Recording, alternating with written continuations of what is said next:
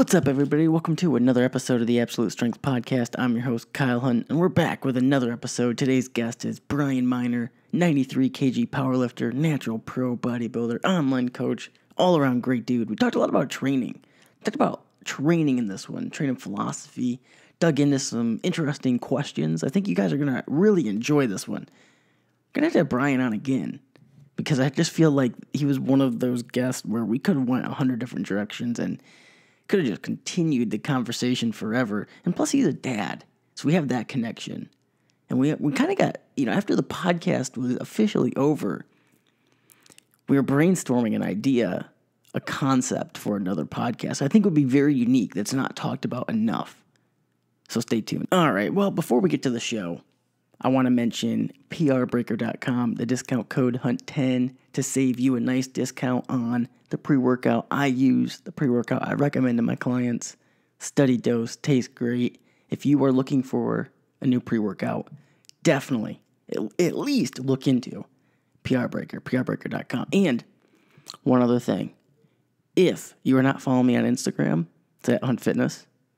Shoot me a message. Say, hey, Kyle, I'm coming over from the Absolute Strength Podcast. Going to give you a follow. I'll follow you back. I'll shoot you a DM back. We'll have a little conversation. That's what I'm here for. All right. That's it. Brian Miner.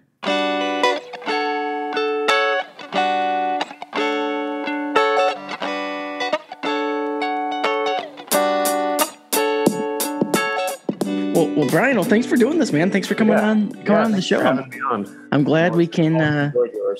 I'm glad we can sit down and chat a little bit. Mm-hmm.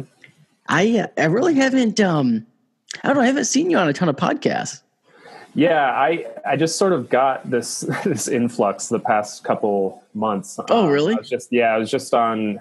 Well, I've been on a few. Barbell One back in the day, right? Actually, I was never on Barbell One. Oh, no? But I was on, I don't know if you remember what was it called? The Natty Talk? Yeah, actually, yeah, I remember that. Yeah, I remember listening to that when I was in college. I was on that 2 or 3 times. And then... Those guys actually were from Binghamton, and I'm from Corning. So it was like, we were like only about, like half hour, 45 minutes apart. Yeah. So I used to always, talk to those. Actually, I was going to have... the one guy on this show, but for whatever reason, I don't know, we kind of lost contact and haven't done it. But yeah, I used to really like the Natty Talk. Yeah, no, they did a great job with that. And then recently I did one with Steve Hall with Revive Stronger. And then Eric Helms and I just did one for one of his YouTube series. Oh, okay. So, it's been some of it. It's like I started writing in my blog, and since then I've kind of, it seems more interest has been generated. What's your blog? It's myojournal.com. Okay. So it's just a place where I can kind of list my thoughts. It's sort of writing has always been a good exercise for me, just to sort of refine my own thoughts on a topic. So it's been fun. Just delve into some cool topics in there. So yeah, I really enjoy writing. I think it's kind of like a lost art, I guess you could say. It used to be really big in the fitness industry. It was like articles were how you remember, like back in the day, like T Nation. Like I remember when I was in college, like I would wake up in the morning and like check T Nation. I was like, oh, what's the new article? Yeah. And that's still how I prefer to get my information. I'm not huge. I mean, I watch YouTube occasionally, but the kind of the new era, it seems to be focusing more on, video content, which is it's an adjustment for me for sure. But I think I like that I can just sit down and kind of immerse myself in reading. Yeah, I mean, I still like reading like physical books. Like I really enjoy the process of like opening up a book with a cup of coffee or something and reading. I don't know.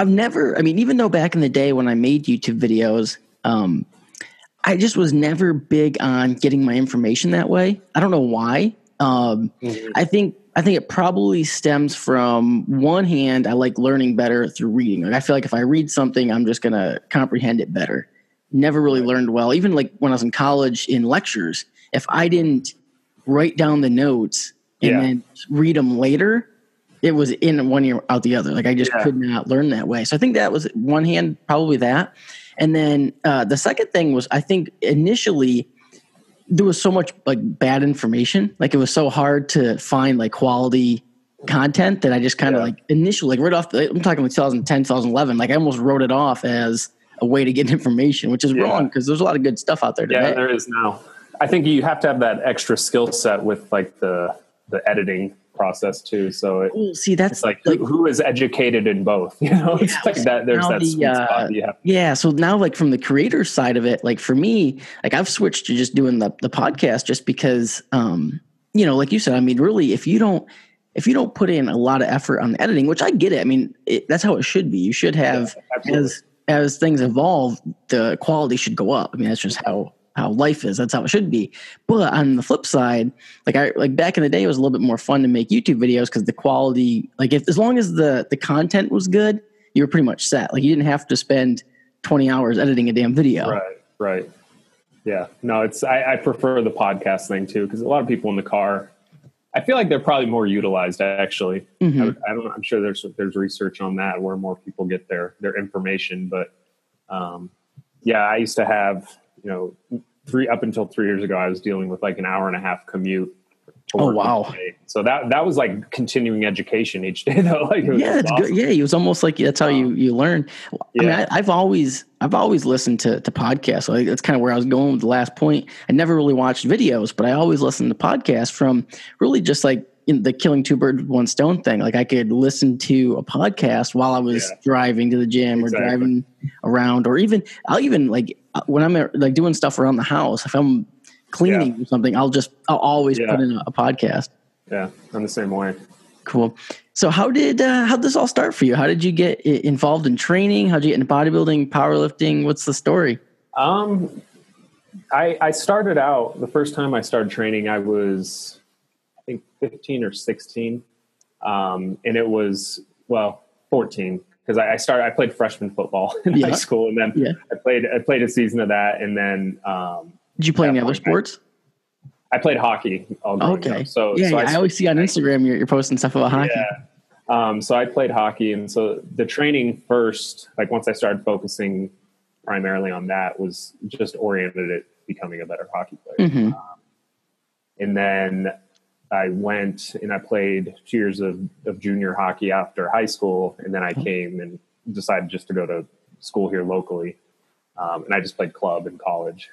But then like after that, it's like at that point, like when college started and like the competitive outlet for hockey was sort of ending, I needed something to, continue that progressive, quantitative progressive mindset. And so I've always enjoyed training, and I tended to always kind of want, like I would enjoy the bodybuilding work more than the more speed oriented work that we do and plyometrics. More specific stuff. Quote, exactly. So, which really, like when you're young, it's like if you put on muscle, you're immediately going to be better at everything. So it was easy. And then, so I did my first bodybuilding show in 2010. So 8 years ago. And then I took a 2-year off season, did a prep in 2012. And then I just, at that point, after that prep, I got really into powerlifting, because I knew I wanted like an extended off season. Mm-hmm. And to be honest, I think like bodybuilding work in many ways can be pretty mundane. I think powerlifting work can be as well. So yeah, they both can be.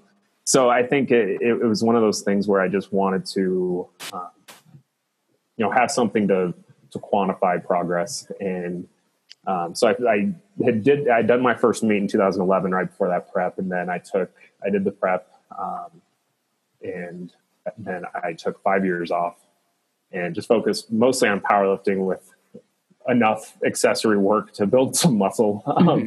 And then, I just finished up a prep last year in 2017. And then I'm just kind of on cruise control a little bit right now, just sort of focusing more on content this year and continuing to build my business and just focusing more on the personal side of things rather than the sport this year. Yeah. So in 2010, you competed in natural bodybuilding. And then 2011, you got into powerlifting. That's pretty early on in this kind of new age of powerlifting. Yeah. Yeah, no, and I think like I have pride in that. Honestly, it's you were probably one of the boom. But there were people before that definitely kind of planted that seed. Lane is obviously everyone that comes to mind for pretty much everyone, because he did have a huge impact on the influence of, I think, bodybuilders transitioning over to powerlifting. Yeah, yeah. And so that was probably like when I first kind of learned about the sport. But yeah, then just after that, I just enjoyed getting stronger. It's like you have these tangible strength goals that you achieve. And for me, it was like that 500 squat, like 600 deadlift, and 400 bench. And it's like, once you get past those, like it is sort of on to the next thing, but you're like, okay, this is going to take a lot longer now. So like I'm going to settle in and get comfortable here. So that's been sort of where I'm at. I mean, I'm an above average powerlifter, but like I'm not going to be winning nationals anytime soon. So it's something I do strictly for fun. And I enjoy working with powerlifters primarily with coaching. It's definitely, I think, where my skill set lies with programming, but it's a ton of fun. Well, you say how you definitely wouldn't be winning nationals now. Well, that's crazy to think how competitive powerlifting has gotten over the last few years. What was it like in 2011 though? Like you probably, I won a lot more competitive. Yeah. I was in 2011, it was just the state championship. I'm in Colorado. It was the Colorado State Championship. I think we had, at that point, it was 198. It was before they switched over to the weights, kilo classes. So it was 198, and I won that class with, I think, a 1308 total. It is a 93. So like, which is like not. I mean, it's good. I mean, you're a strong lifter if you can total 1300. I think it's easy to start to like see what people are putting up now, and just like, I would never consider that a weak total, but comparatively now, it certainly is not competitive. And the most, I was going to say a 1,300 pound total, even at my weight class at 74 now, is like, that's like not much.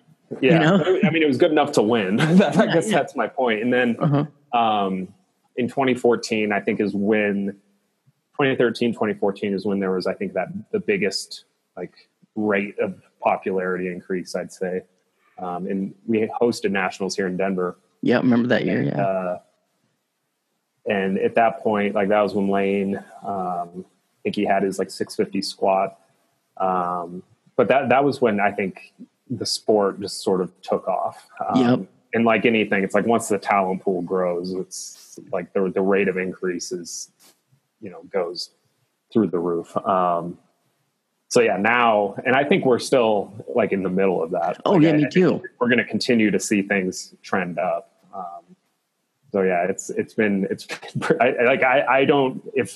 not sure like how many guys totaled over 1,700 as a 93 last year. To have to look, but I would imagine. I mean, it's going to be hard to crack like top 20 here soon if you don't total 1,700 as a 93, which is wild. It's insane, but it's awesome though, because man, I actually I was thinking about this the other day, just randomly while I was in the gym, but how if you are in this powerlifting like boom that we're in right now, if you were, whether it was you were into powerlifting in the mid 90s, now mind you, this kind of gets a little screwy because before this boom, it was more equipped lifting, so it's kind of screws up my point. But my point was, what I was thinking about the other day was how the scale changes so much. If you're just like an average guy in the gym lifting in like, we'll say mid 2000s, and you looked at the numbers, you'd probably be like, if you just got into powerlifting, you'd say, okay, well, those are pretty attainable. Like I could probably do that. Now, if you get into it, you look at it, you're like an average 200 pound guy is like, what that? I got a total 1,700 pounds. Yeah, it looks. Yeah, I remember because I'm putting myself in that position now. I remember looking up the records before I ever did a meet. Yeah, I'm like, shit, these are doable. Like I could break some of these, and now it's like I look at them I'm like that. I remember like when Jesse Norris, like 3 years ago. Yeah, that Scranton Nationals. Yeah, it's like I remember thinking like no one's ever going to touch this kid. Like he's and I think him healthy, very like he's a once in a lifetime type of athlete, but people are getting a lot closer than I even anticipated. Yeah. You see that talent pool growing. I think one thing that's helped though, and I'm guessing you've probably seen this trend too, is it's been interesting to see kind of the trend in training practice from the beginning to where we're at now. Yep. And like people understanding and seeing the importance of training volume out of the gate and like what you can get away with in the short term to give these like acute increases in strength. And so people would really, I mean, they would kill themselves but they would be competitive because of it. Whereas now the talent pool is so big, it's almost caused people to just be training more intelligently. It's like they realize like, okay, even if I survive this training cycle, like you can't simply outwork the competition. Yep. Like you have the guys that are, genetically elite that have, access to good coaching that like there's not any way to grind your way to the top. And you know what I mean? I think this is kind of similar to the boom of information that we got in natural bodybuilding too, because for the longest time, a lot of the information was, the quote unquote bro science, like the bullshit information that was coming out mostly out of the enhanced bodybuilding crowd.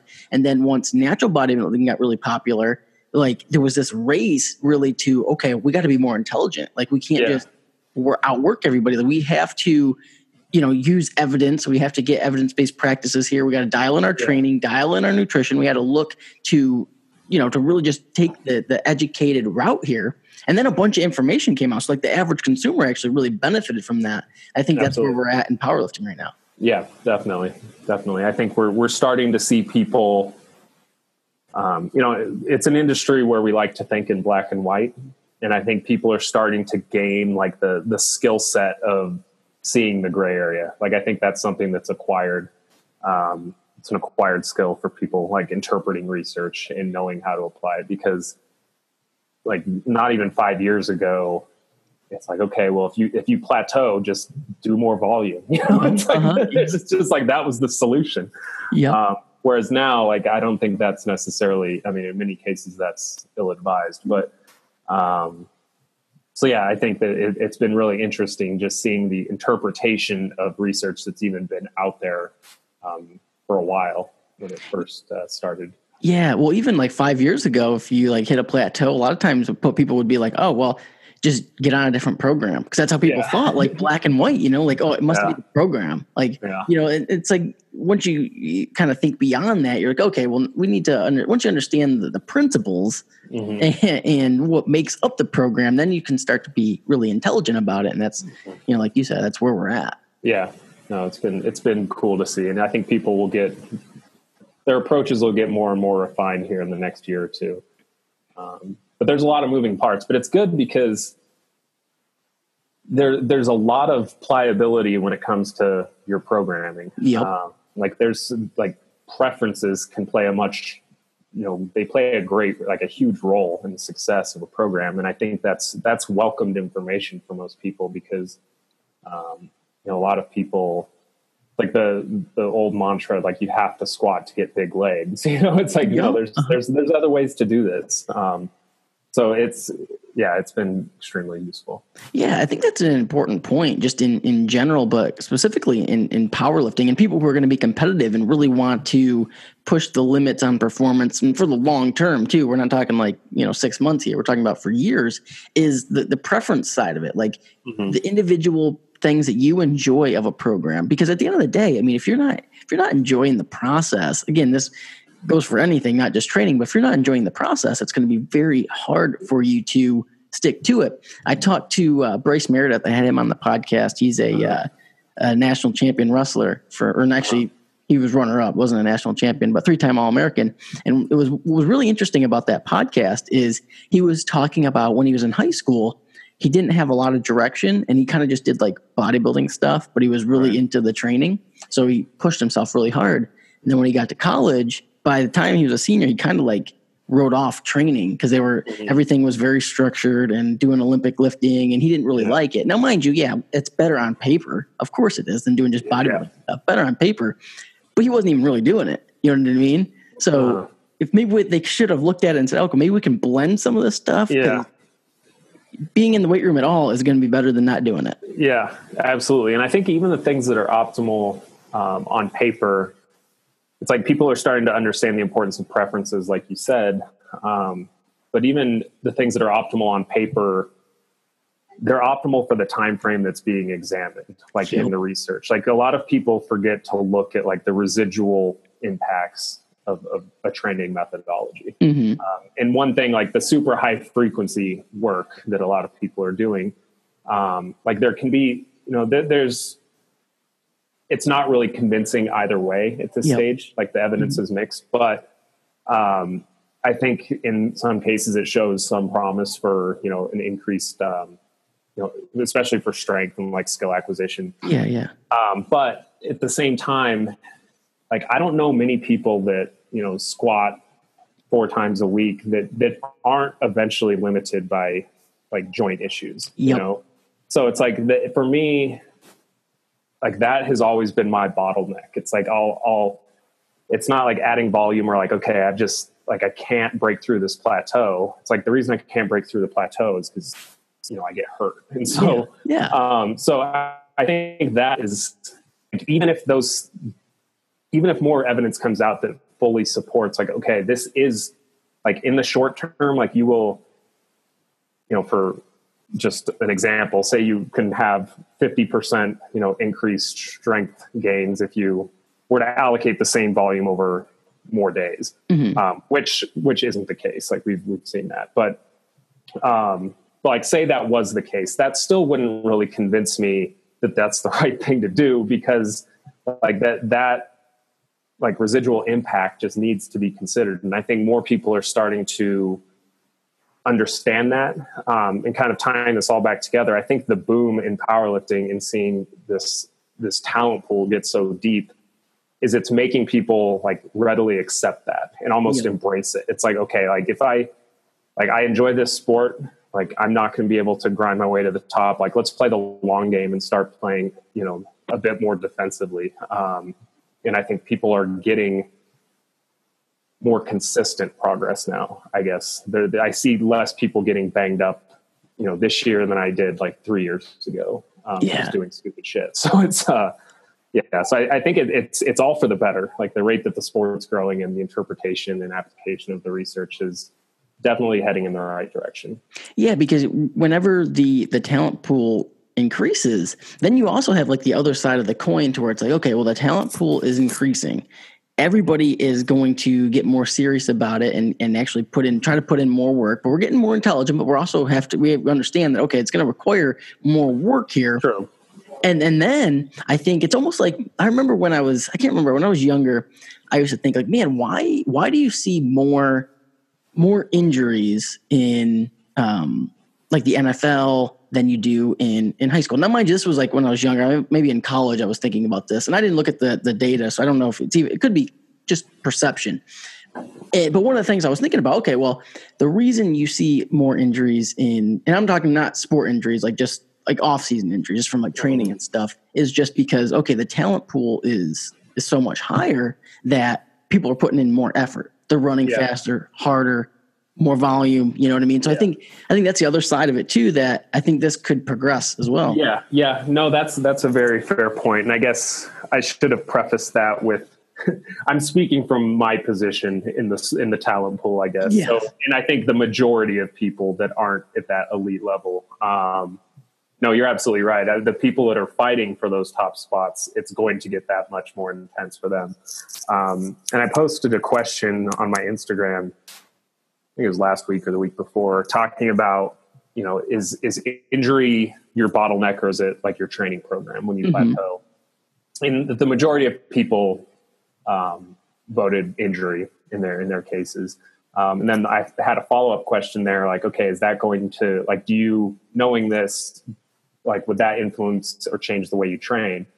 And I was really curious to see, like, who answered, like, yes to injury, but no to that question. And so I was just kind of looking at the people that were in that situation.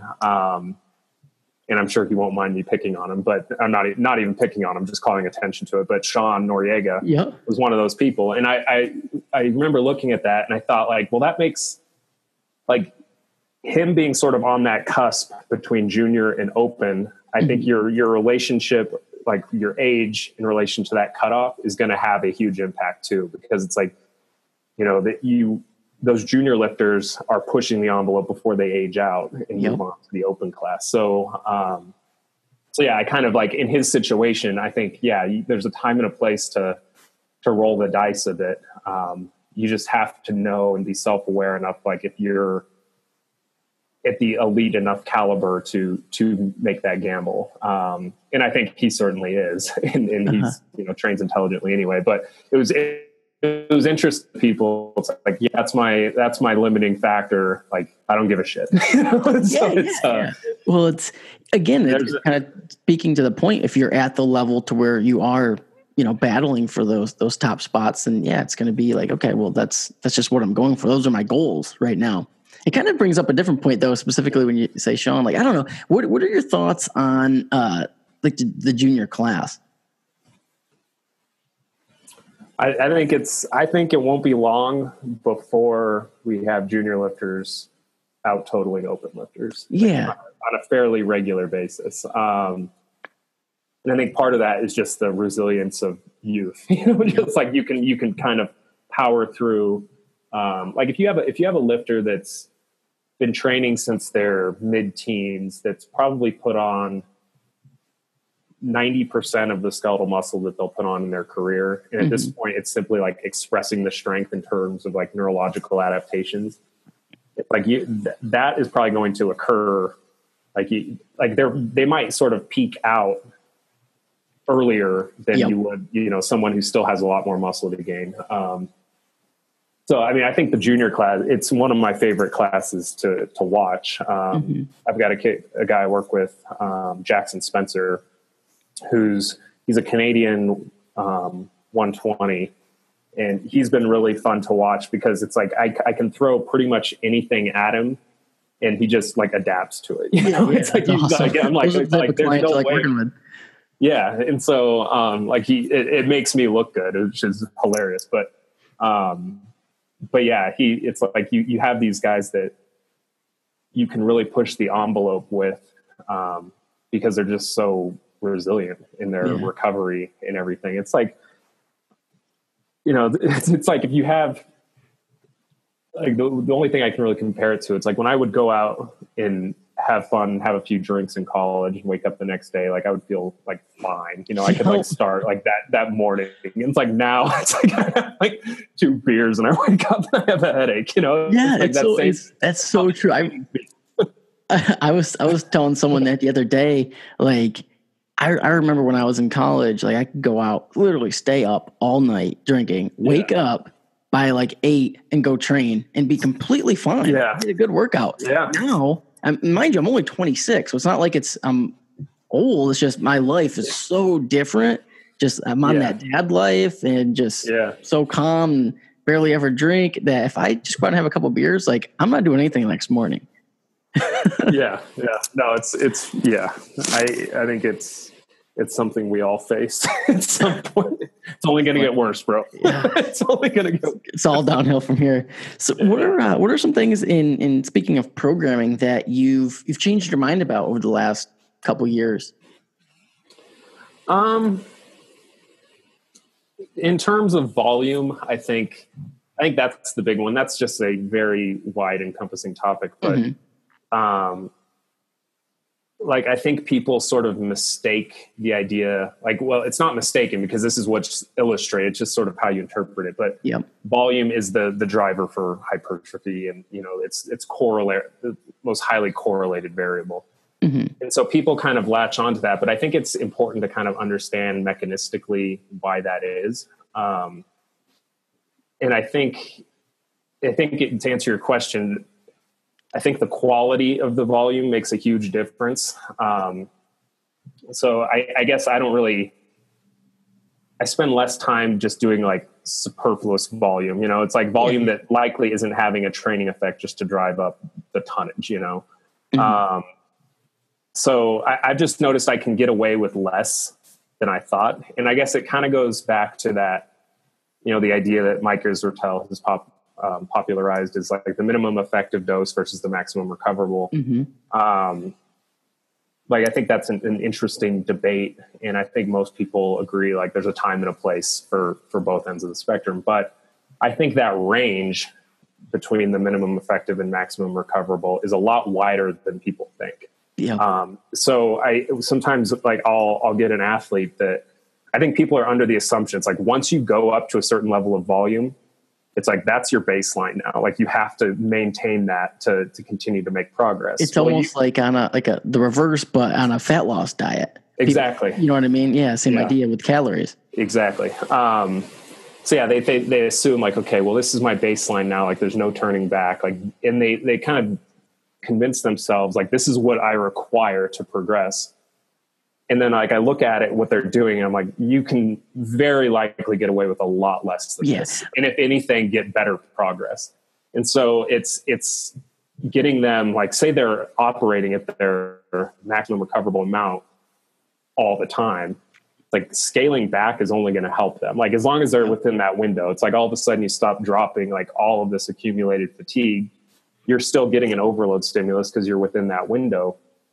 And like the relationship between fitness and fatigue is a lot more favorable for them. And so, like, I guess I've realized just for myself, I can get away at the level that I'm at, like just in terms of training age, I can get away with a lot less than maybe I would have thought 3 years ago or 4 years ago.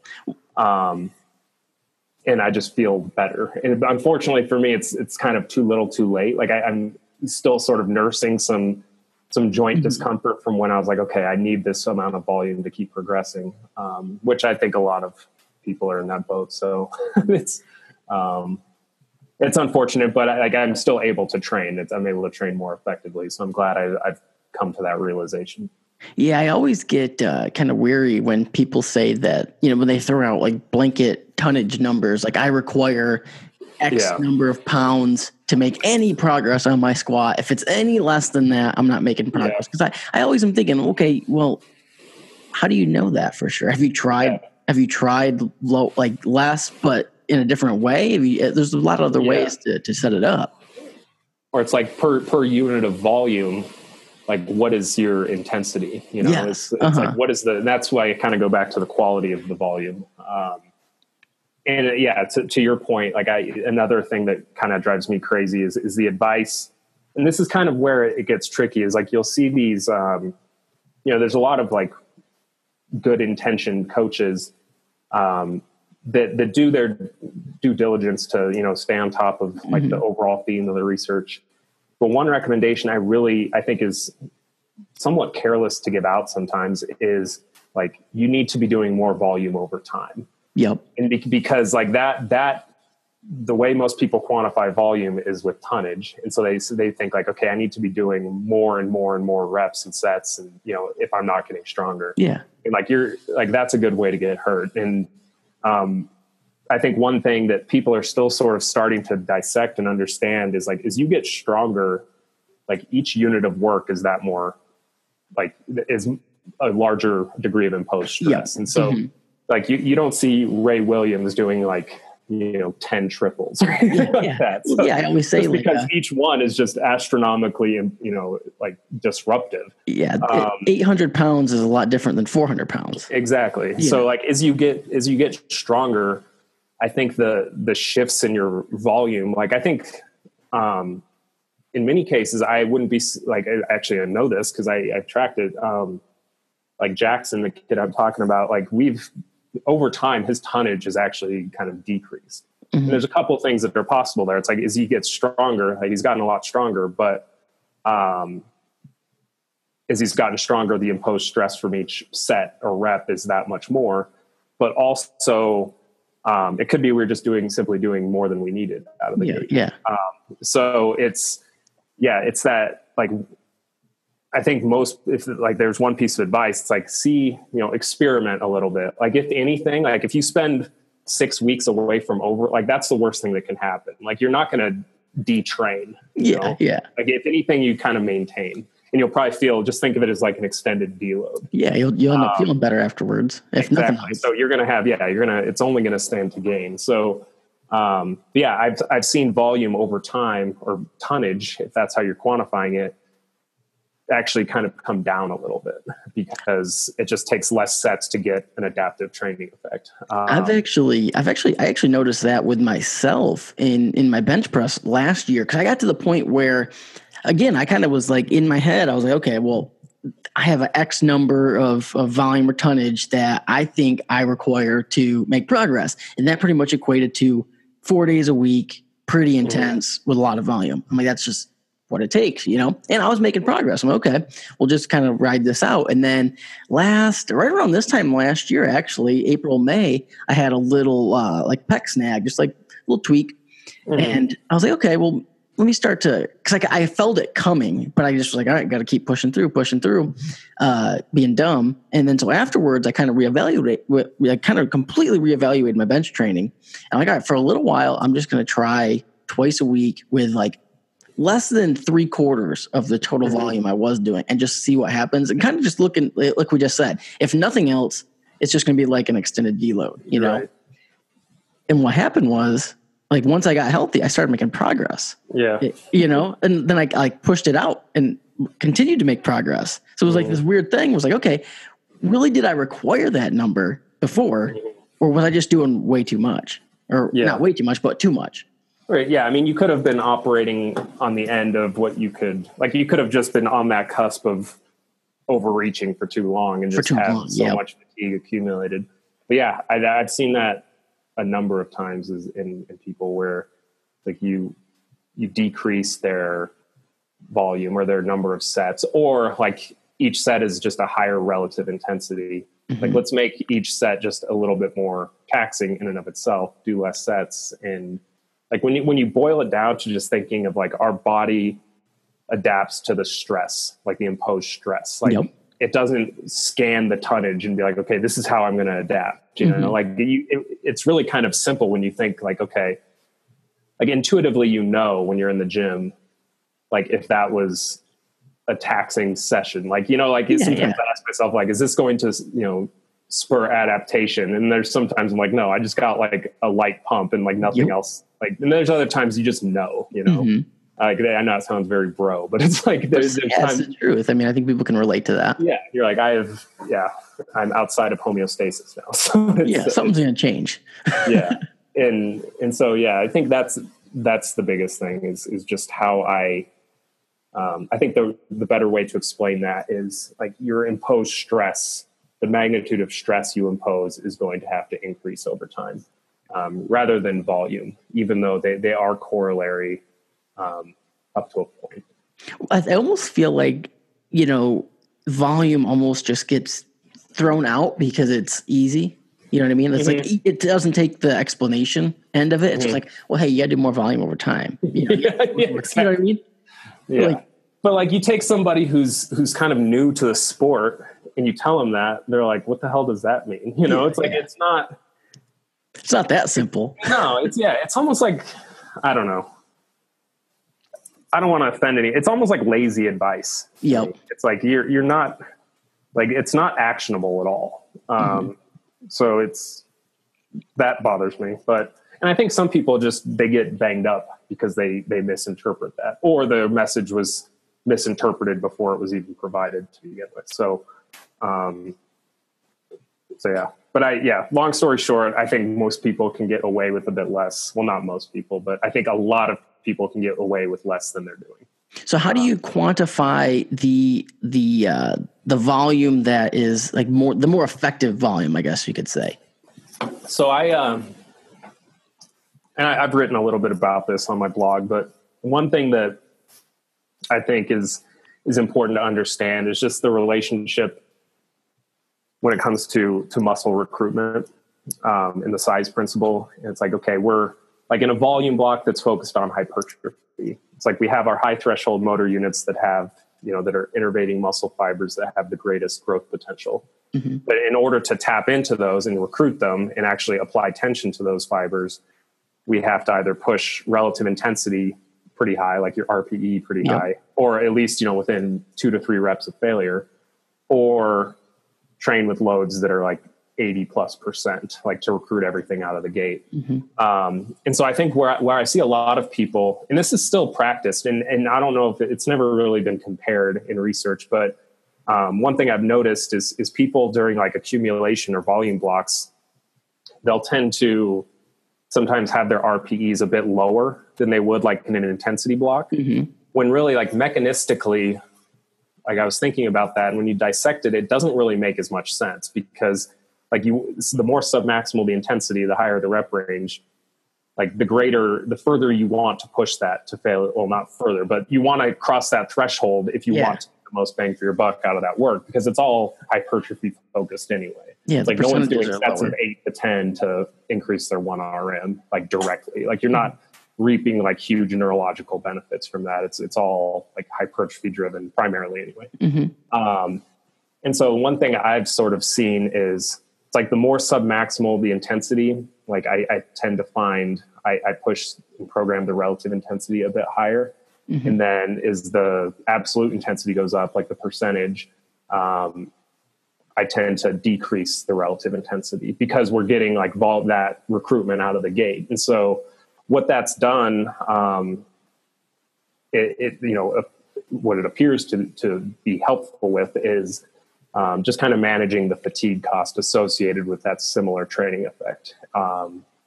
So like, I think a lot of people, they misapply the idea of equating volume. It's like, okay, well, if this isn't there that day, just equate the volume. And it doesn't really work that way. And a lot of people, it's like, if you give them an obvious example, like 3 sets of 10 versus 10 sets of 3 with, 65%, like you do 10 sets of 3, like it's going to be very evident you didn't do anything, it's like,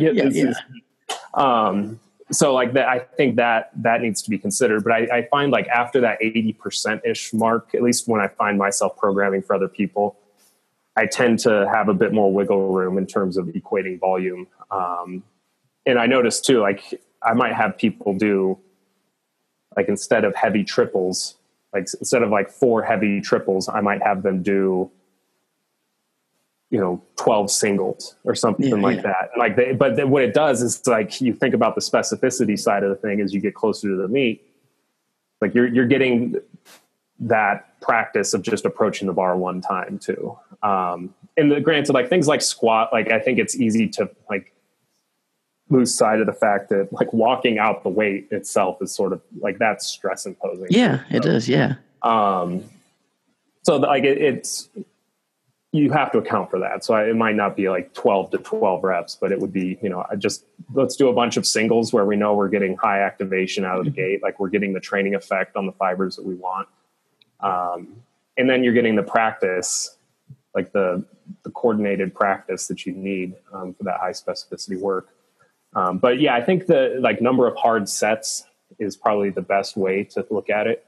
Kind of number of hard sets, like 8 reps and above, or like an 8 RM and above. And then like Schoenfeld has shown in his research that, you can grow with pretty much any rep range. Yep.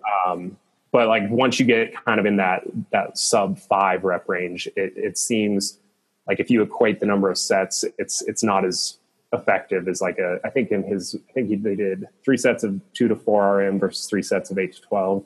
The 8 to 12 won out on that. Yeah. But if you were to equate volume and do more sets of 2 to 4, it's like you would probably get a similar effect. Well, yeah, because he had the one study that did equate volume, and it showed about equal hypertrophy, except for the fact that it took so much longer. It took longer, and a lot of guys just didn't finish it. I believe. Yeah, they got hurt. So it's like when that study first came out, I remember they were like championing that study is like, okay, like we can power build and still get jacked.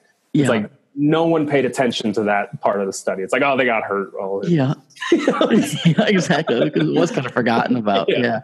So that was. I think that study was, a lot of people kind of used it and extrapolated it a little bit too far, but it did actually like show that, okay, well, maybe some of the strength work, because for a while, like especially like back in the Brower days, it was pretty much thought like, okay, if you're not in a hypertrophy range, I mean, I've even had clients say this to me in the past, like, well, my goal is to build muscle. Why am I not training in a hypertrophy phase the entire time? So I think it was almost like, in a way, it was nice to be like, okay, well, all right, like, if we do kind of equate volume, you can build muscle. Yeah.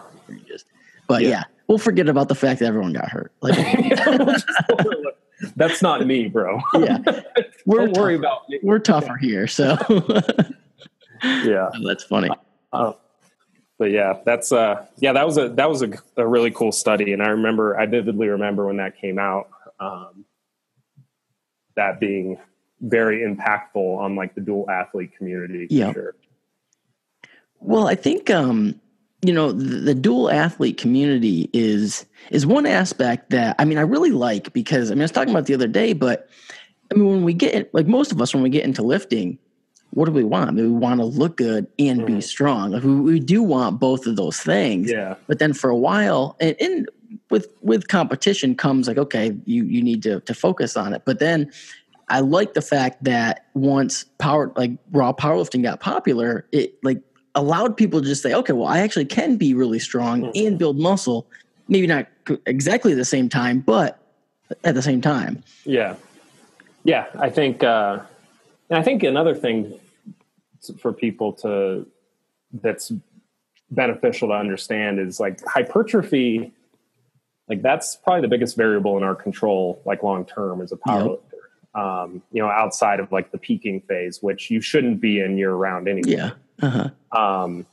So it's like you can train. And I think that's something I've kind of in the middle of experimenting with a little bit myself. It's like, how far can I stray from specificity, like in these developmental phases and still like bounce back and peak well? Like, will I peak more effectively? And obviously that's going to vary person to person, but like I'm not convinced that you really need to do heavy work as a bodybuilder. And not to say it shouldn't ever be included. I think there's like compliance reasons, like just enjoyment, motivation, and it's just easier to progress in those lower ranges. Easier to see the progressions in the numbers.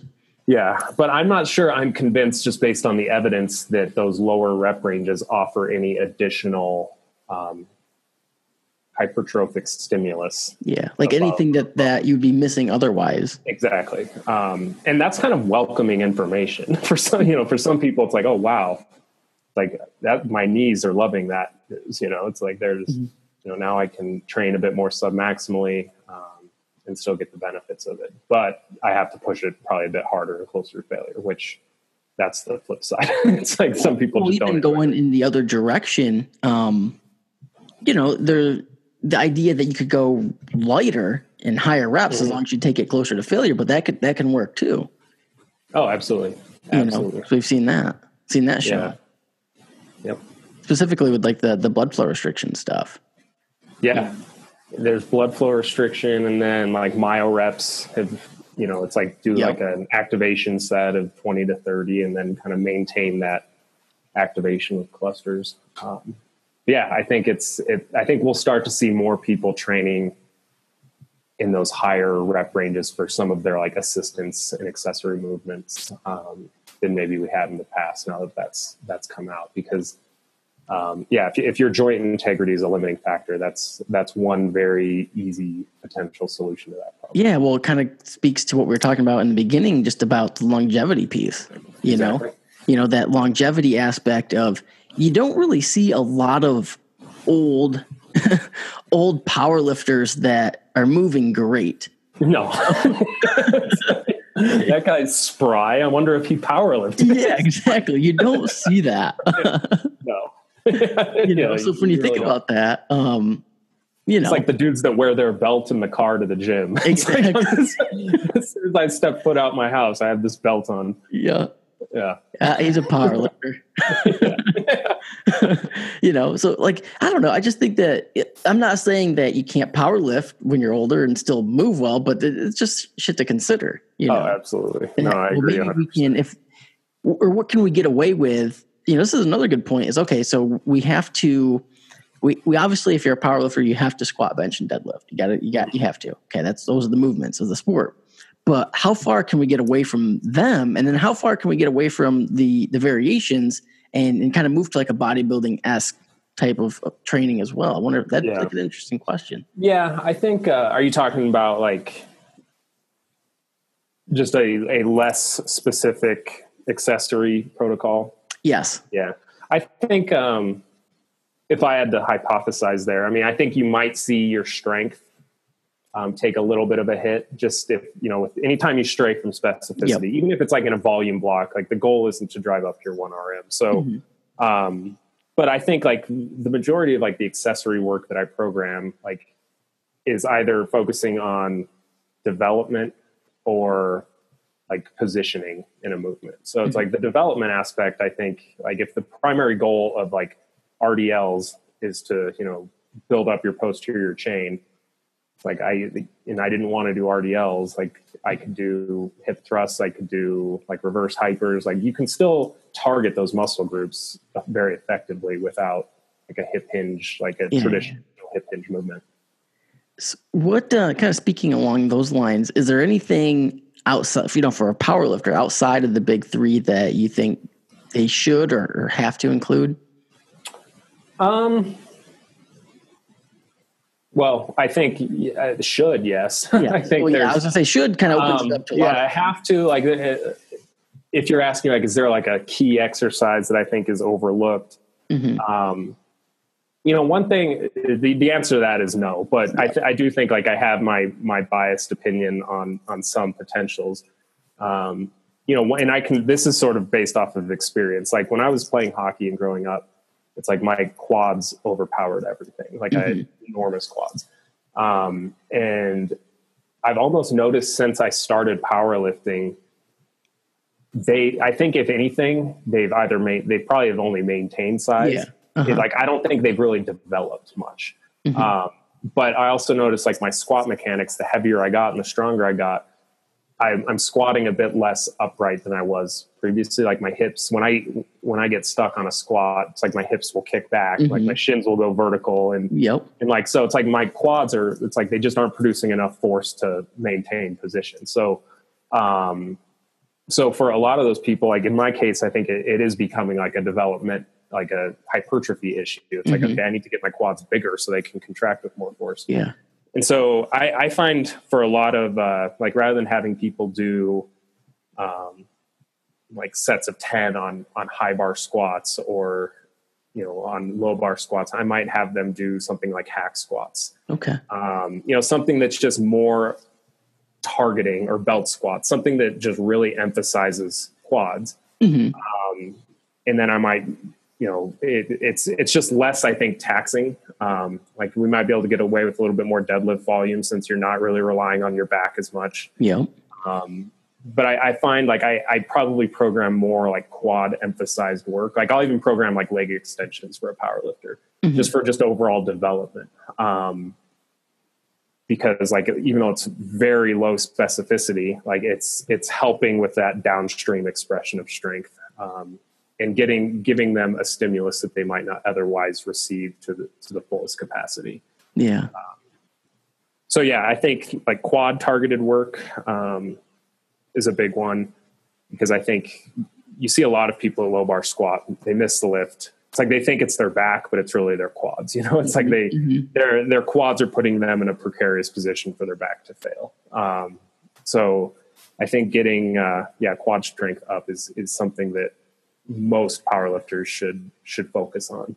And I think if you neglect it, like I think I did unintentionally kind of neglect it, like it can go from a very strong point to like kind of a weak point, and then you're kind of playing catch up a little bit. So, well, I think a lot of powerlifters probably neglect quads. I mean, it's still a very prime mover in your squat, but yeah, I mean, it's, because what do you always hear? Posterior chain. Yeah. Well, and a lot you hear that a lot, but like I think a lot of people, like mechanically, if your quads are still put in a position out of the gate to like, okay, they're going to do their work, but if they can't contract, like your body's going to go to the path of least resistance regardless. So, so yeah, in turn, it's like as soon as your hips kick back, it's like your quads, your knees extend, but it's not against any load. So It's like it just shoots your hips back. And so they're not really getting a great training effect in that regard. It's just your body is getting into a position to actually complete the work. And so in those cases, like it's probably better to start lighter.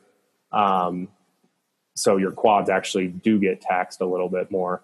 One thing that could be kind of an unpopular opinion that I have, speaking of quads, is like, I find myself, I rarely program front squats. Because I don't really see, for most people, like if you're like an Olympic lifter who's extremely proficient in their rack position, the front rack, the front rack, their quads could be the limiting factor. But for most people, when they front squat, it's like their back is what gives out. Yep. Like you always see that with the cross-armed position. Yeah. Yep. But I think a lot of people program them is like a quad emphasized movement. It's like, well, if your quads are like, if you sort of break it up in terms of thinking of like effort per muscle group, it's like the total movement as a whole is an RPE 10 because you're not able to maintain your upper back position. The positioning. Right? Yeah. Like your quads might have like 4 or 5 more reps in them, you know? And so in that case, it's like, you're not really getting an effective stimulus for your quads. Like it's I shouldn't say, like, I don't want to speak in absolutes here, but I think for the majority of people, their quads are not the limiting factor on their front squats. Now, that's not to say that their front squats aren't beneficial for like rack position, but really, if your positioning is like, if your lower body is pulling its weight, it's like you should never really be in a position where you're relying, like technically anyway, in a position where you're just heavily relying on your upper back to save the day. You know what I mean? So It's like if you're deadlifting, just if you have any deadlifting in your programming, it's like your upper back should be pretty strong just isometrically anyway. And if your upper back's working through like a range of motion, instead of like just statically holding a position, then you could have positional issues that should be addressed prior to that. But I do like it's a great exercise for upper back strength. Yeah. I was actually talking to a friend of mine who's a firefighter, and he was saying how he does a lot of front squats. I'm like, that actually makes perfect sense for you. You know, it's like you're carrying things like professionally. That seems like that would be a very highly specific movement for you. But so for powerlifters, like if quads are their weak point, I don't find I program them very much for them. And for bodybuilders, it's like I very rare, unless it's just like an injury issue, like I can't back squat or this is the only position I can get into. Like no one's ever like, I need to bring up my upper back. You know, it's like there's other alternatives to doing it. They're not going to do front squats for exactly. It's funny you bring up the front squat because I actually have noticed this with clients and comparing them to myself. Like for me, I can get into a really good front squat position. And I high bar squat. That's my competition squat. And I squat pretty vertical. I can get in a really good front rack position. So loading the front squat, I almost feel like this is pretty much what I do with the front squat. It's like I have to see you front squat and I got to see your almost like your skill in the front squat. Yeah, if you're not skilled enough to do the front squat, then it doesn't make sense for us to do the front squat. You know, I almost came across that with kind of using myself, which was weird because I mean, a lot of times you do that as a coach, but not directly. It's like, okay, well, here's what I'm feeling when I'm doing it. This is what I feel like I'm getting out of the programming with myself. And then I noticed like pretty much if you didn't have a minimum level of proficiency on the movement, you just were not getting what we were programming for. Exactly. And you see it all the time, like on Instagram and stuff. You see people front squatting and it's just like, you don't even really have to know that much about biomechanics, but you're just looking at them and you're like, yeah, that's not really missing the mark there. Yeah. I think, and then another thing that's sort of parallel to that is people focusing on or spending a lot of resources on fixing their lockout in a deadlift when it's like, you just need to like start over in terms of like your positioning off the floor. It's like if you could fix your positioning off the floor, so like at least you're like, if you can't grab the bar without like your pelvis tucking, like there's an issue there that should be addressed, or you know, if it's not just like a complete biomechanical limitation for you, but for most people, like you should be able to grab the bar without like your butt winking down. Yeah. You know? Yeah. But it's like you do that, and it's like you're setting yourself up. Like, of course, your lockout's going to be bottlenecked by your upper back, you know. But it's because like your positioning off the floor is just atrocious. Yeah. So yeah, you see that a lot. You almost see them, and that's something like I noticed. I was just gonna say, well, you see a lot of them when they're setting up, like right off the floor. You're like, oh man, this lockout's not going to be good. Like you can tell right off. Yeah. And I mean, there's some very good lifters that pull with a rounded back. And I think at some point you do have to weigh the pros and cons. It's like, okay, well, one, have I ever gotten injured doing this previously? I mean, I think that tells a lot. 'Cause some people are just simply much more resilient to, you know, spinal flexion than others.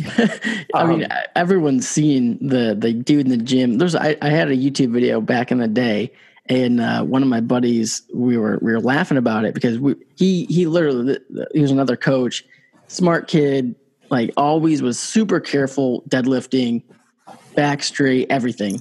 Hurt his back deadlifting. And there was this kid at the gym, literally went as heavy as possible, rounded as fuck, and never seemed like he was hurt. It was just the weirdest. Yeah, no, you'll always run into that. And then if you're a high enough level athlete that's pulling with a rounded back, like at that point you have to think like, okay, is fixing this problem going to set me back like 2 years worth of progress? Yep. Versus just you've almost gone too far down the rabbit hole. Exactly.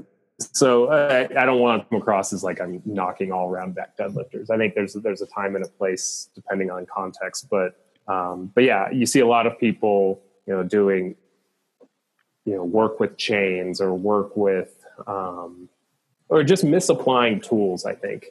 And I think with deadlift in particular, I find I program less variation than maybe some, but I really try to drill home that like positioning off the floor because that takes care of most of the upstream issues from there. Yeah. And deadlift is just a finicky lift to begin with. Like it, you know, admittedly that is one lift, and part of this just due to just the different mechanics of each lifter. But you know, it's like you kind of have like your bread and butter like approaches that you've seen work over time that you just, you know, slightly manipulate for the person.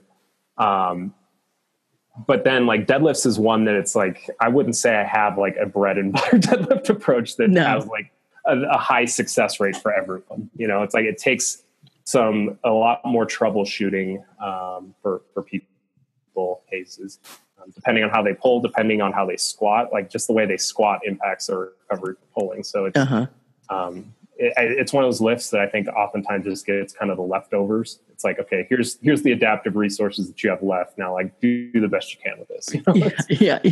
It is. Well, I mean, that's kind of the way powerlifting's set up in a way, really. It is. It really is. Like, just by definition, like you're doing it the last lift. So. Yeah. So when you're at a meet, it's pretty much just whatever you have left. So in a way, I feel like there is some benefit to training that way in a sense, just because, I mean, you are always going to be fatigued when you're deadlifting. Absolutely. Yeah. What about your nutrition? What do you do with, have you brought some of the bodybuilding stuff over to, the powerlifting side? Yeah. I mean, I do my best to, you know, I have mixed opinions on this. I do think powerlifters, like you always see the pendulum swinging back and forth with any, sport, but I think a lot of them sort of pride themselves on like, okay, I'm a powerlifter, so like I don't have to eat. Like I powerlift so I don't have to diet. You know, It's like that's why I prefer this. Is there's just more dietary flexibility. But those same people are oftentimes very focused on like the nuances of programming that they sort of like disregard the recovery aspect of it. Yeah. So it's like, Steve Hall actually is today, had a really good status on Facebook talking about, he's like, you know, it's ironic because a lot of, you know, the recovery side, people associate like, hey, I understand I need to train hard, but the recovery side, it's like, you need to recover so you can train hard again, you know, and a lot of people, it's like, they know that, it's just, they don't really connect the dots when it comes to their actions throughout the day.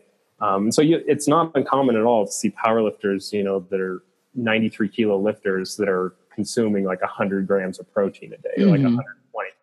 And even though I have a background in bodybuilding, like habitually, if I it's something I need to stay on top of is my protein intake, because I don't naturally like gravitate towards like, I don't wake up and make like an egg white omelet each day. It's so it's something that I think when I pay attention to and I'm diligent with it, I can notice a very, very profound impact on it, in terms of just recovery and performance. And I think that's an area that's more or less, it's beginning to be more acknowledged now. Just the powerlifter focusing on their nutrition a bit more, beyond just simply making a weight class. I think when powerlifters, they think, I have to worry about diet now because I have to make the next weight class. It's like, no, like you don't even need to be like militant. Like you don't even need to track macros, just like eat more protein, like focus on like, that's a huge step for a lot of them. But then like the last thing I want to do, like with powerlifters in the off season, like if I get hired for nutrition, like the goal isn't to get them tracking macros. It's like you're doing fine as you are now. Just let's refine this approach. Because I think the term, what people associate with flexible dieting, really isn't by definition very flexible for life. Exactly. I talk about this a lot. Like, we can get into the whole flexible dieting thing, but really, like, it all depends on where your starting point is. Because you take someone who's never done anything with their nutrition ever in their life, and you're like, hey, I got this nutrition approach. It's super simple. It's called flexible dieting. You just got to weigh and measure and track everything you eat.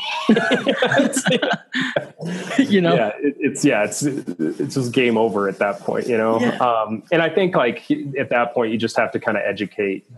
It's just important to educate them just on how nutrition works and like, the priorities. And I think tracking can be like a good wake up call for people. Yep. But even then, people like they can be tracking, but just unintentionally underreporting too. So I mean, that's a whole other topic. That a lot. Yeah, that's very common. But you brought up a good point. Is that it does kind of relate to your starting point. And I was thinking about this before I came on here. A topic that would be kind of fun to bring up is: do you think inefficiency, like when you first got into lifting, do you think like that period of inefficiency has served you well, like in the long run? In the long run? Do you think, I guess another way to put it is like, do you think people benefit more from having good information out of the gate? Like going from being untrained, never dieting to like, okay, here's a periodized program, here's flexible dieting. Like in the long run, I almost think that like it's like sabotaging them in a sense of like having good information. I think I have a good answer for this because I've thought about this actually. If you would have asked me like a couple years ago, I would have said that, man, I wish I would have known more about programming, more about nutrition off the bat. That's what I would have said.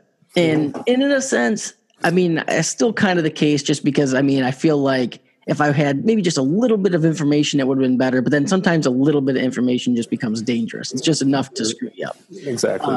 So looking back, and I think the good side of this is in the beginning, I didn't know anything. So I just did, you know what I mean? I didn't really overthink it. Didn't really think too much about my nutrition. Didn't really think too much about the training. I just went in and did it. You know what I mean? And I think that from not knowing anything about periodization, not knowing all these details, not knowing about tracking macros, I didn't get overwhelmed and then like want to get away from it. You know what I mean? Right. And especially from the training side of it is, I think initially, like you don't even really need periodization. You just need to do work. No, you got to go in the gym and lift. So yeah, I don't think it really in the long term, plus I'm thinking like 10, 12 years here, I don't think it really had any impact like negatively at all. Really, if you look at it, I don't think I would be anywhere different if I started on like a 5x5 progressive overload program. Mm-hmm. Yeah, I would for the most part agree with that. And I think I can relate to the nutrition side a bit more because you're sort of in that age group. I mean, you're 7 years younger than I am, but I think like you probably started lifting before like the social media boom. Yeah. I started pretty much my 8th ninth grade year. So this is like Yeah. 2005, 2006. And I think personally, I think that has a huge impact. It's like, what were you exposed to prior to getting into this? And like, how does that impact, like, people that are doing it did this for a long time before like Instagram. Mm-hmm. Just in general, I find like when I talk to them, it's like they have like a true like love for training. Like they, Yes. like they're just intrinsically motivated. And so out of the gate, it's like I would do anything to like make progress when I was, and I would like stick to the most outrageous nutrition protocols. And so when flexible dieting came like to the forefront, it's like, that was like a huge, like, it was liberating, Mm-hmm. Whereas like, it's not liberating to the example that you gave for the person who's never done anything. Exactly. Yes. So it's still like a huge, like overloading experience for them, where it's almost like a deload for the other people. It's like, okay, now like, oh wow, now I can diet 12 more weeks and get that last bit of fat off, When I was in high school, I was the kid that, I was a nut. I'm still super passionate about it, but it's crazy to think about how crazy I was in high school. I was the kid. I brought like chicken and rice, like in school with me in Tupperwares.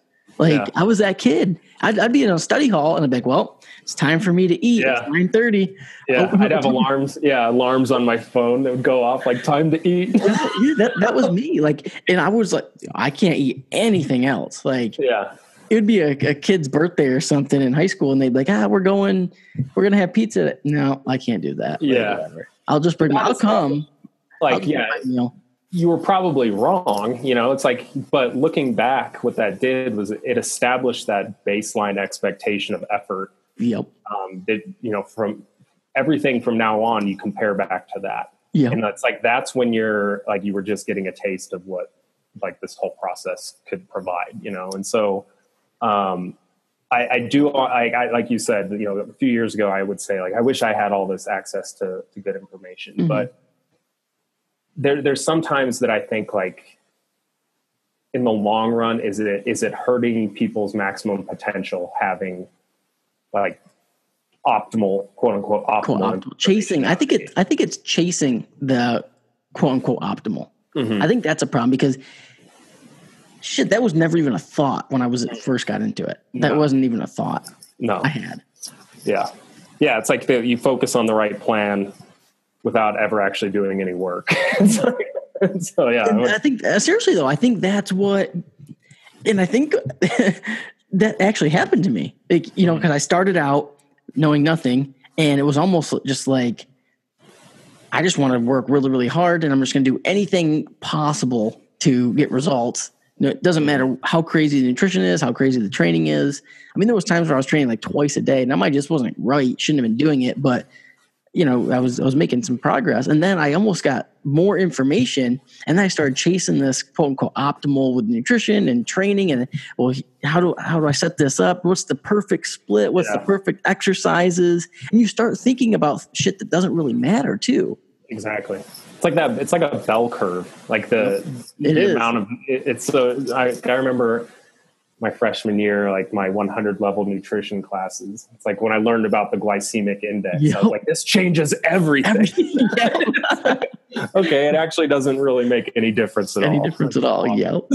So seriously. Yep. That's what happened. Realize, it's like the more knowledgeable you get, the more you can let go of those small details and just focus on longevity. Well, I've had conversations in the gym with people in the gym I go to and train at, and I can almost see it in them when I start talking to them about training and nutrition, that it probably sounds like to them that I'm actually talking like a notch below what they think they know. You know what I mean? Mm-hmm. Yeah. But really I'm talking a notch above. Yeah. You know what I mean? And I'm not trying to sound like I'm a know-it-all, but I'm just... No, I know exactly what you mean. It's like you've gotten to the point where you can discard the wasted motion and they're clinging on to that is the way. I know exactly what you mean.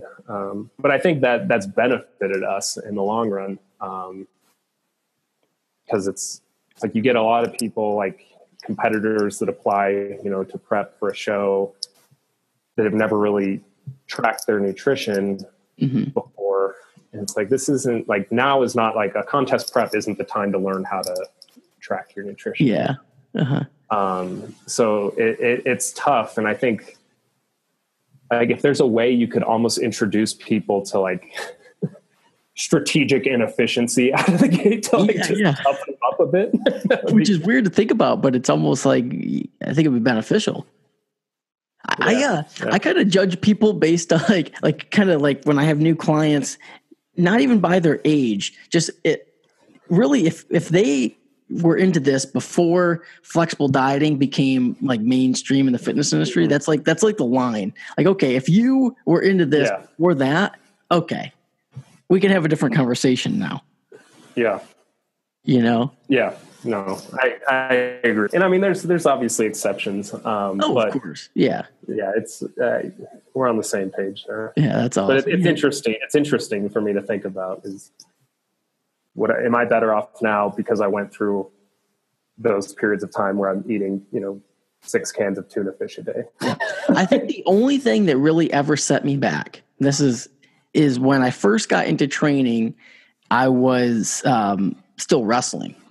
So I was very, very mindful of my body weight. So thinking back, like I almost wish when I first got into lifting that, I loved wrestling, so it's not like I wish I didn't wrestle, but I wish I would have got into lifting and not cared about my body weight and would have just because I think I would have allowed myself to really push the envelope, making gains like size wise. Cause I was like, okay, I want to try to gain as much muscle as possible and get as strong as possible, but also I want to stay in a weight class, which I think that would, if I had to pinpoint anything, that would be the one thing that did probably hold me back. Yeah, no, and that is possible. I mean, those are like prime years for you. Yep. Yeah, that's a good point. Yeah. How long? What happened? I think you cut out there for a second. I think you froze there a second. Yeah, you froze for a second. I think the last thing you froze said? For a minute. What was the last thing you said? Yeah, I hear you. I was just asking if you wrestled like growing up. Yeah, I started when I was like 5 and then went all the way through my junior year, actually. And then I didn't wrestle my senior year of high school because I just got burned out of it. But yeah, so I wrestled from like 5 to 16 or whatever. Okay. And then after that, I stopped wrestling. And then my senior year, I actually like gained a bunch of weight because I was like, okay, I'm just going to focus on eating and training, So I'm like, man, I could have done that 2 years ago maybe, but. Yeah, but everything's I'm sure there's lessons from wrestling that you have carried with you too. Oh so yeah, 100%. Yeah, 100%. Like on the discipline stuff, it was such an easy transition into like being overly disciplined on training and nutrition, just because I've just always grew up with the discipline. Yeah, that's your baseline. Yeah, and I think that's important. Sometimes it's hard. It makes it hard to, as a coach. Sometimes it does make it hard to relate to everybody, just in the aspect of. It's not like a discipline point, but just like, okay, look, I just hold myself to a standard. So I try to hold clients to a standard. And I think that's like a huge aspect of coaching is beneficial, but you got to understand that not everybody holds themselves to that type of standard. Some people's standards it's just going to be lower and you have to adapt to that. Yeah. And like for them to increase their standard, it's going to take more than you just telling them like, yes, you need to have a higher standard to adhere. Yeah. That just doesn't work. Yeah, that's like more of like oftentimes isn't even their fault. It's like, it could just be just how they were. I mean, it was just, they're shaped, they're that way based off of how they were raised. Yep. So yeah, no, it's an interesting topic for sure. Awesome. Yeah. Brian, this has been awesome, man. I'm really glad you took time to come on the show. Yeah, no, it's been a lot of fun. I've always enjoyed listening to yours. I haven't listened to all of them, but I've definitely listened to my fair share. So it's been, awesome. Cool. Yeah, it's been fun for sure. And it's I like the kind of the open conversation aspect of this. Yeah, just because I feel like sometimes we end up talking about stuff that, I never would have planned. Mm-hmm. Yeah. Sure. How can people get more information about you? They can reach me on Instagram. I have like a email link there. It's a BD Minor, MINOR. And website is myojournal.com. .com, and that's a blog where I also have like my coaching information on there, and they can contact me there through a contact form. Cool. I'll put all the links in the show notes. All right. Right on, dude. Awesome, man. This is fun. Yeah, definitely. I appreciate it. I hope you enjoyed this episode of the Absolute Strength Podcast. I know I had a ton of fun producing it for you. And before you go, if you could just drop me some feedback, I'd love it. I love reading your feedback. So you can go over to iTunes, leave a 5-star rating, write a little review, what you think of the podcast. I absolutely love it. I read every single one. But it's cool if you don't want to do that. I get it. No one wants to really go out of their way to do anything, let alone write a review. But I want to get your feedback. So drop me a line on Instagram at Hunt Fitness, or on Facebook, Kyle Hunt, or on Twitter, or send a pigeon or something. I don't know. I just want to hear your feedback. So if you want to give me some feedback, let me know what you think. Hit me up on Instagram at Hunt Fitness. And before you go, I have one last thing I want to say. I have a program I want you to check out. It's actually called the Absolute Strength Program, and the link is in the show notes. It's a program I designed to help increase my own squat, bench, and deadlift. And I got pretty strong off of it, and I think you're going to like it. It's a great book. Thousands of people have got amazing results from it. It's in the show notes. All right, guys. Until next time, until next episode, peace.